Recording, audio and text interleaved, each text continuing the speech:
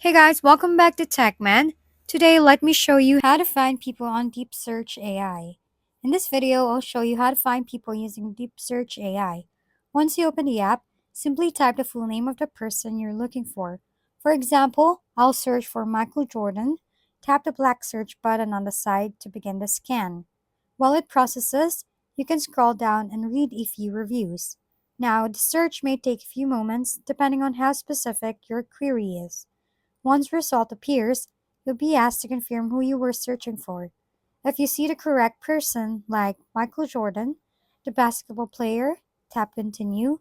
If not, tap person not found. From there, you can manually type the name again.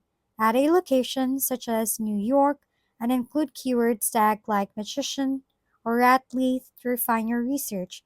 Deep Search AI will then perform a detailed lookup after a brief pause. Results will load, giving you more information about the person.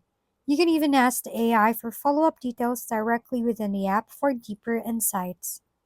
If we've been helpful, kindly give us a thumbs up and don't forget to hit the subscribe and bell button for more contents.